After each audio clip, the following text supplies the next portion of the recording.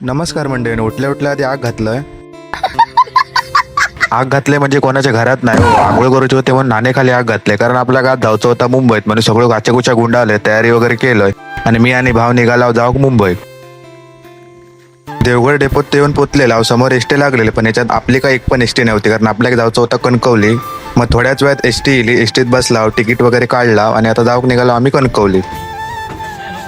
Kankavli stand जवळ येऊन पोहोचला. आता आपल्याला जायचं होतं रेल्वे स्टेशन का, तर त्याच्यामुळे आपल्याला आता रिक्षा पकडूची होती. मग आमका रिक्षा पण भेटली. मग नंतर रिक्षात बसला आणि येऊन पोचला कणकवलीत. सकाळी लवकर निघालो, त्याच्यामुळे आम्ही काही चाय पण पिऊन इल्लाव नाही. मग कणकवली स्टँड जवळच होता एक हॉटेल, ते गेला, कटवडा पाव खाऊन घेतला.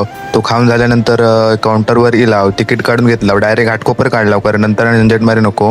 मग त्याच्यानंतर आपल्या हातात तर तिकीट इलेली.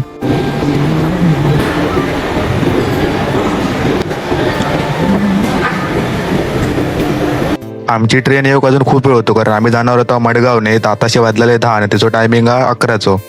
मग का इकडे तिकडे बघावं जरा गर्दी हा की नाही ती. तर गर्दी काय आज एवढी नाहीच होती, अजिबातच नाही गर्दी होती. मग त्याच्यानंतर आमचा नशीब एवढा चांगला की आमका दोघांना पण विंडोजवळ सीट मिळालेली.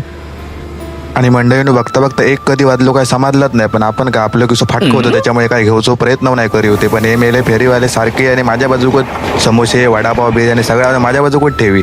मग आता काय करणार, भूक तर लागलेले म्हणून 2 समोसे घेतले आणि ते लवकर खाऊन घेतलंय.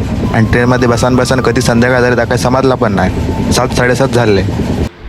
मग त्याच्यानंतर 8च्या दरम्यान आम्ही ठाणे स्टेशन का उतरलो आणि हय काय केलेच चालू होतो. तो एवढी गर्दी की आमच्या ट्रेनमधनं खाली उतराय को मेले देत नाही होते. आणि घराकडे येईपर्यंत मेलंय अक्षरशः 4 साईडसून मेल्याने माका चेपल्याने. एक तर माझो जीव एवढं सो. मग घराकडे गेलं, आयती बिर्याणी केलेली होती ती खाल्या.